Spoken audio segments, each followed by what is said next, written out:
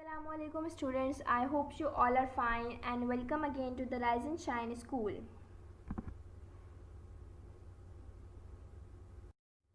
This is your class 7 subject English and I am your teacher Ms. Timsha, and today we are going to conduct our lecture number 4.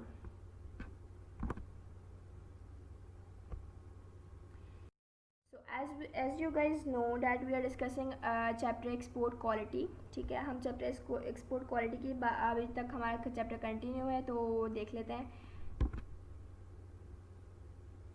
अच्छा, next जिससे previous class थी या previous lecture जो था उसमें हम लोगों ने चैप्टर की रीडिंग कंप्लीट कर ली थी.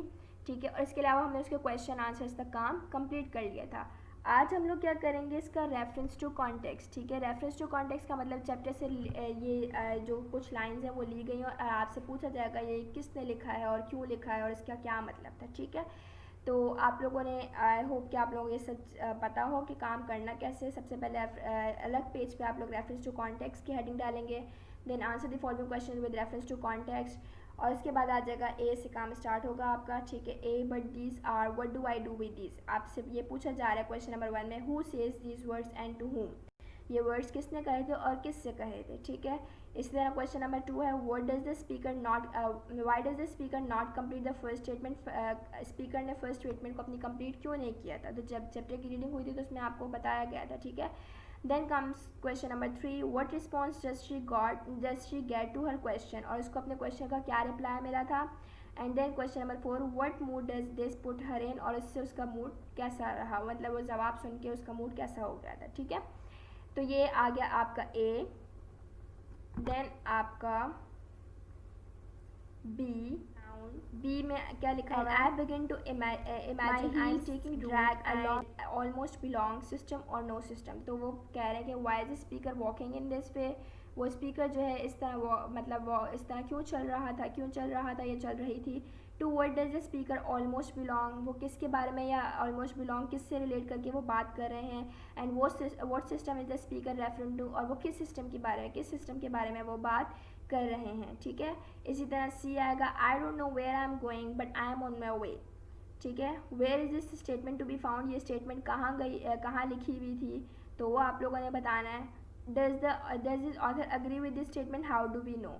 और ये जो ऑथर हैं इन्होंने इस स्टेटमेंट से अग्री किया था, वो स्टेटमेंट से राज़ी थे या नहीं थे, उनकी क्या राय थी. And how do we know, और हमें ये कैसे पता चला. ठीक है, तो ये जब आपने चैप्टर की पूरी रीडिंग सुनी होगी मेरे लेक्चर में तो आप लोग ये क्वेश्चंस खुद से भी कर सकते हैं, बट स्टिल इनके आंसर्स नीचे दिए गए हैं, आप लोग इनको अपनी कॉपी में कीजिएगा. ठीक है, ये आज का आप लोगों का काम है.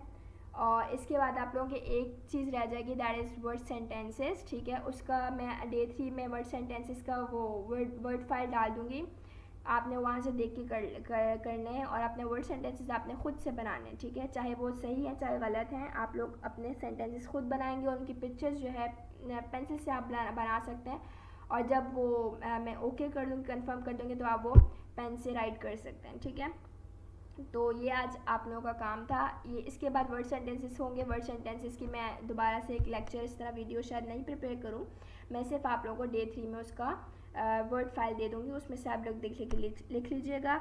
और फिर जो है जितना भी काम आपका पेंडिंग पे है रह गया है, जो होमवर्क रह गया है, तो वो आपने रिस्पेक्टिव फोल्डर में उसका जो है पिक्चर पोस्ट करनी है. फॉर एग्जांपल अगर डे 1 का काम है वीक 2 के, तो डे 1 में ही पिक्चर्स पोस्ट होंगी. डे 2 का काम है तो डे 2 में ही पिक्चर्स पोस्ट होंगी.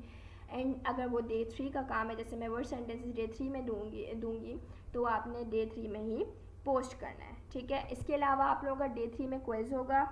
जैसे आप लोगों ने वीक 1 में क्विज अटैम्प्ट किया, तो आई होप कि आप लोगों को पता चल गया होगा क्विज कैसे आता है, तो वो आएगा इन्हीं में से. ठीक है, जितना भी मैंने कुछ पढ़ाया है, जितने भी क्वेश्चंस पढ़ाए इनको गो थ्रू कर लीजिएगा. वर्ड्स मीनिंग या कुछ भी जो भी मैंने इस चैप्टर से रिलेटेड बताया है, लेक्चर्स और सब, उनको गो थ्रू कीजिएगा. लेक्चर क्विज उसी में से होगा. ठीक है, आई होप कि आप सबको ये चैप्टर अच्छा लगा होगा, और in the next class next week हम एक नए चैप्टर के साथ मिलेंगे. Till then,